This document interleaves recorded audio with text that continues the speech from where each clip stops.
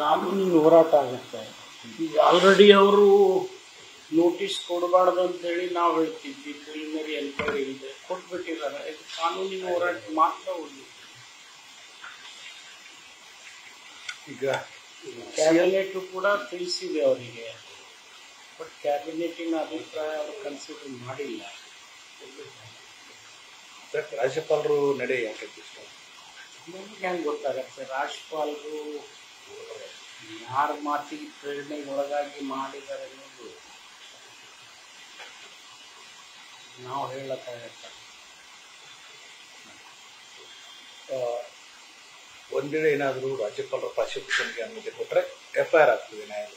ಮುಂದಿನ ನಡೆ ಸರ್ಕಾರದ ಸಚಿವ ಕಾನೂನಿನ ಹೋರಾಟ ಮಾಡೋದಂತೇಳಿ ನಿರ್ಣಯ ಆಗ್ಬಿಟ್ಟಿದೆ. ಇವತ್ತೇ ಇದೆಯಲ್ಲ ಹೈಕೋರ್ಟ್ನಲ್ಲಿ. ಈಗ ಹೋರಾಟ ಪ್ರತಿಭಟನೆ ಸರ್ ಈ ವಿರುದ್ಧ ಪ್ರತಿಭಟನೆ ಮತ್ತು ಈಗ ರಾಜಕೀಯವಾಗಿ ಅವ್ರು ಮಾಡ್ತಾ ಇದ್ದಾರೆ ಅಂದ್ರೆ ಪಾದಯಾತ್ರೆ ಮಾಡಿದ್ರೆ ನಾವು ಪ್ರತಿಭಟನೆ ಮಾಡಬಾರ್ದು ಅಂತ.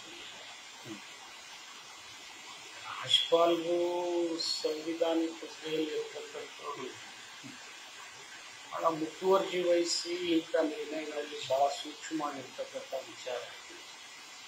ಇದೇನು ಇವತ್ತಿಂದಲ್ಲ, ಈ BJP ಸರ್ಕಾರದ ಮುಖ್ಯಮಂತ್ರಿಗಳು ಇದ್ದಾಗೆ ಆಗಿರ್ತಕ್ಕಂಥ ಅವಾಗೆ ತನಿಖೆ ಮಾಡ್ಬೋದು. ಸಂದರ್ಭನೂ ಅಲ್ಲ, ಸಮಯನೂ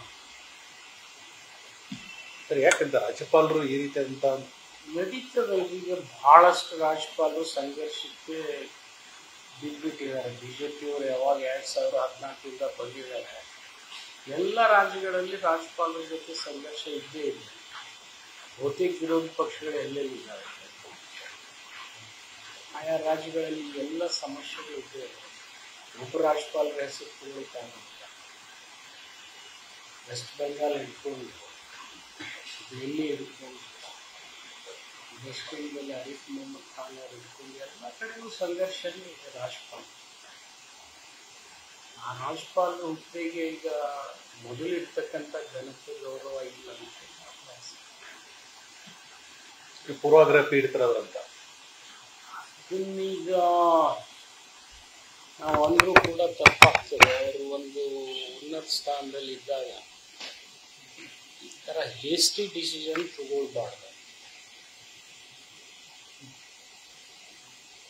ಈ ಒಂದು ವಿಷಯಕ್ಕೆ ಇಡೀ ರಾಜ್ಯದಲ್ಲಿ ಪ್ರತಿಭಟನೆ ಮಾಡೋದು, ಹೋರಾಟ ಮಾಡೋದು, ಪಾದಯಾತ್ರೆ ಮಾಡೋದು, ಇದು ತನಿಖೆಗೆ ಒಳಪಟ್ಟಾಗ ತನ್ನಿಂದ ತಾನೇ ಆಗ್ತಿತ್ತು.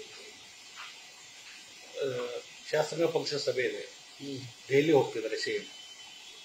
ಶಾಸಕಾಂಗ ಪಕ್ಷದ ಸಭೆ ಇಂಥ ರಾಜಕೀಯ ಸಂಘರ್ಷ ಬಂದಾಗ ನಮ್ಮ ನಿಲುವೇನು ಅನ್ನೋದು ವಿಚಾರ ವಿನಿಮಯ ಮಾಡ್ತಕ್ಕಂಥದ್ದು ಸರಳ. ಒಂದು ಸ್ಪಷ್ಟವಾದ ಸಂದೇಶ ಕೊಡಲಿಕ್ಕೆ ನಿರ್ಧಾರ ಆಗ್ತದೆ. ನಾವು ಇಲ್ಲಿವರೆಗೆ ಪಕ್ಷ ಸಿದ್ದರಾಮಯ್ಯನವ್ರ ಜೊತೆ ಇದೆ, ಸಂಪುಟ ಸಚಿವರು ಸಿದ್ದರಾಮಯ್ಯನವ್ರ ಜೊತೆ ಇದೆ, KPCC ಅಧ್ಯಕ್ಷರ ಆದಿಯಾಗಿ ಎಲ್ಲ ಶಾಸಕರು ಸಿದ್ದರಾಮಯ್ಯನವ್ರ ಜೊತೆ. ಹೈಕಮಾಂಡ್ ಬುಲಾವ್ ಕೊಟ್ಟಿದೆ 23 ಸಿದ್ದರಾಮಯ್ಯ. ಅದು ಬೇರೆ. ಆಮೇಲೆ ಅದಕ್ಕೆ ಕರೆದಿದೆ ಎಲ್ಲ ಬೆಳವಣಿಗೆ ಪ್ರಾಸಿಕ್ಯೂಷನ್ ಆದಂಥ ಬೆಳವಣಿಗೆ ಆಗ್ತದೆ. ಹೈಕಮಾಂಡ್ ಪ್ರಯತ್ನ ಕೇಳ್ತಾ ಇದ್ದೀನಿ. ಹೈಕಮಾಂಡ್ ಇವರು ಈಗಾಗಲೇ ಅದು ಸ್ಪಷ್ಟತೆ ನಾವು ಹೈಕಮಾಂಡ್ ಬಗ್ಗೆ ನಾವು ಮಾತಾಡೋಕ್ಕೆ ಅವಕಾಶ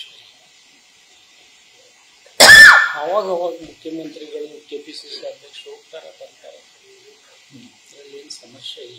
ಸರ್, ಈಗ CM ರಾಜೀನಾಮೆ ವಿಷಯ ಮುನ್ನೆಲೆ ಬಂದ ಕೂಡಲೇ ಕಾಂಗ್ರೆಸ್ನಲ್ಲಿ ಹಲವು ನಾಯಕರು ಖುಷಿಯಾಗಿದ್ದಾರೆ.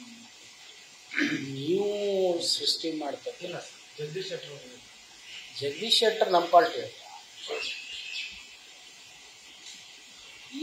ಬೇಕಾದವ್ರು ಬೇಕಾದೇ ಹೇಳ್ತಾರೆ. ನಮ್ಮ ಪಾರ್ಟಿಯವ್ರು ಯಾರು ಹೇಳಿದ್ರೆ ನೀವು ಹೇಳ್ಬೋದು. ನಮ್ಮ ಪಾರ್ಟಿ ಯುನೈಟೆಡ್ ಆಗಿ ಇದು ಅಂತಾರಾಷ್ಟ್ರೀಯವಾದಂಥ ವಿಚಾರ ಅಲ್ಲ. ಒಂದು ಮೈಸೂರಿ ಮೂಡಾಗೆ ಸಂಬಂಧಪಟ್ಟಿರ್ತಕ್ಕಂಥ ವಿಷಯ, ರಾಜ್ಯಕ್ಕೆ ಸೀಮಿತವಾಗಿರ್ತಕ್ಕಂಥ ವಿಷಯವನ್ನಾಗಿ ಸೃಷ್ಟಿ ಮಾಡ್ತಕ್ಕಂಥ ದುರಾದೃಷ್ಟ. ಸರ್, ಕುಮಾರಸ್ವಾಮಿ, ಜೊಲ್ಲೆ, ನಿರಾಣಿ ಹಲವಾರು ಈ ರೀತಿ ಆದಾಗ ಯಾಕೆ ಆ ರೀತಿ ಪ್ರಶಿಕ್ಷಣ ಮುಗಿಸಿರಲಿಲ್ಲ? ಮತ್ತು ಅವಾಗ ಅದು ನೀವು ರಾಜ್ಯಪಾಲರಿಗೆ ಅಲ್ಲ, ನಿಮ್ಮ ಸ್ಟ್ಯಾಂಡ್ ಅವಾಗ ಇದಾಗಲಿಲ್ಲ. ಇಲ್ಲ, ನಮ್ಮವ್ರು ಕ್ಲಾರಿಫೈ ಮಾಡಿದಾರಲ್ಲ. ಈಗ ಇಷ್ಟು ಜನಕ್ಕೆ ಪ್ರಾಸಿಕ್ಯೂಷನ್ಗೆ ಅನುಮತಿ ಕೊಡ್ತಕ್ಕಂಥದ್ದು ಬಾಕಿ ಇರ್ತಕ್ಕಂಥದ್ದು ಮೇಲ್ನೋಟಕ್ಕೆ ಗೊತ್ತಾಗ್ಬಿಟ್ಟಿದೆ. ಅದನ್ನೆಲ್ಲ ಬಿಟ್ಟು ಪರ್ಟಿಕ್ಯುಲರ್ಲಿ ಸಿದ್ದರಾಮಯ್ಯನವ್ರದ್ದೇ ಅದು ಇಬ್ರಾಹಿಂ ಅವ್ರ ಕಂಪ್ಲೇಂಟ್ನಲ್ಲಿ 24 ತಾಸದಲ್ಲಿ ಅಬ್ರಾಹಿಮನ್ ಬಗ್ಗೆ ನಿರ್ಣಯ ಮಾಡ್ತಕ್ಕಂಥದ್ದು ಬಹಳ ದುರಾದೃಷ್ಟಕರ ಅಂತ ಅನ್ಸುತ್ತೆ. 20ಕ್ಕೆ ಸ್ನೇಹ ಮೈದು 21ಕ್ಕೆ ಅಬ್ರಾಹಿಂ ವಿಚಾರಣೆ ಬರ್ತಿದೆ. ಬರ್ತದೆ, ಅದ್ರ ಜೊತೆ ಬೇರೆಯವರು ಆಗ್ತಿದ್ದಾರೆ ಬೇರೆ. ಸೊ ಒಟ್ಟಾರೆ ಒಂದು ಭದ್ರ ಸರ್ಕಾರನ ಇಲ್ಲೂ ಪ್ರೀತಿರು ಮಾಡಿ ಹಿಂಬಾಗಲೇ ಹೋಗ್ತಾ ಷಡ್ಯಂತ್ರ ಬಹಳಷ್ಟು ಸರ್ಕಾರಗಳನ್ನು ಇದೇ ರೀತಿ ತೆಗೆದಿದ್ದಾರೆ. ಮಧ್ಯಪ್ರದೇಶನಲ್ಲಿ ತೆಗೆದಿದ್ದಾರೆ, ಗೋವಾದಲ್ಲಿ ತೆಗೆದಿದ್ದಾರೆ, ನಾರ್ತ್ ಈಸ್ಟ್ನಲ್ಲಿ ನಮಗೆ 2 ಸರ್ಕಾರ ತೆಗೆದಿದ್ದಾರೆ. ಅವ್ರಿಗೆ ಅದೊಂದು ಉದ್ಯೋಗ ಆಗ್ಬಿಟ್ಟಿದೆ. 2016, 17 4-5 ಸರ್ಕಾರ ತೆಗೆದಿದ್ದಾರೆ. ಕರ್ನಾಟಕದಲ್ಲಿ ಅದು ವರ್ಕ್ ಆಗುತ್ತೆ. ಕರ್ನಾಟಕ ಜನ ಎಲ್ಲಿವರೆಗೆ ಕಾಂಗ್ರೆಸ್ ಜೊತೆ ಇರ್ತಾರೆ ಅಲ್ಲಿವರೆಗೂ ವರ್ಕೌಟ್ ಆಗೋದಿಲ್ಲ. ಇವತ್ತೊಂದು ಸಂದೇಶ ಕೊಡ್ಬೇಕು ಸರ್ ರಾಜ್ಯಾದ್ಯಂತ ಕಾಂಗ್ರೆಸ್ ಏನು ಈಗ ಎಲ್ಲ ಜಿಲ್ಲಾ ಮಂತ್ರಿಗಳು, ಜಿಲ್ಲಾ ಕಾರ್ಯಕರ್ತರು ಅದನ್ನ ಸ್ವಯಂ ಪ್ರೇರಣೆಯಿಂದ ನಿರ್ಣಯ ಮಾಡಿ ಇವತ್ತು ಒಂದು ರಾಜ್ಯಕ್ಕೆ ಒಂದು ಸಂದೇಶ ಕೊಡ್ತಕ್ಕಂಥ ನಮ್ಮ ಮಟ್ಟದಲ್ಲಿ ಒಂದು ಪ್ರಯತ್ನ ಆಗ್ತಾ ಇದೆ. Thank you.